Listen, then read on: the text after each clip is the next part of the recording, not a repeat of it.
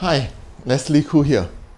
In the previous video, I show you how I work out the space for my story development, 2000 words per chapter and 26 chapters. Would like to highlight that this is just a guide. There will be times that I write more or write less per chapter. Of course, the best is to be able to stick to the guide. At this stage, I will formulate a plan to spread my story across the 26 chapters. Not actual writing of the story yet. Planning the story before writing is very important. This is to avoid getting the story or the elements wrong halfway through the writing. Extremely painful when doing the corrections. I know it because I have been through, and thank God only once. I categorize my story into 3 groups: beginning, happening, and ending. Beginning. This is where I set the environment, introduce the lead characters or other important characters, talk about the background, if this is the beginning of a story of a series and not that of the first book of the series, I will do a recap of the background of the lead characters. Happening. This is where all the actions takes place. This is where to put in the links to link the major pieces of the story.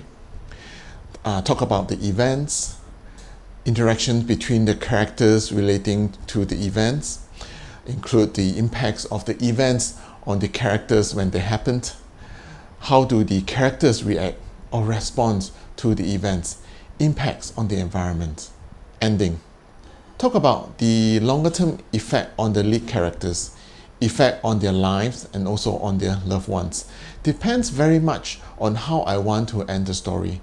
If this is the ending of a story of a series, I would always leave a trail serving as the door to the next story of the series. How many chapters for each of the groups? For the beginning, I reckon at most 3 chapters. If more than that, I find that it will be too long. As for the ending, I would say at most 2 chapters. So the other chapters are for the happening, because that is where the actions are. So it deserves the majorities of the chapters. Now that I have the 3 groups and the chapter allocations, it is time to put the content details in the storyboard. This is not the actual writing yet, but we are close. Storyboard contains the content details of each chapter of my story. They are in point form. I'll put as many details as possible for each chapter, include the links that link up the major pieces. Putting as many details as possible is critical. Based on my experience, it will help a lot during the actual writing. I see this as the skeleton of the story. The actual writing is to put in the flesh, and it starts from here. Translate the points into storyboard into sentences. Put these sentences into relevant paras. Arrange the paras so that it is easy for my readers to comprehend.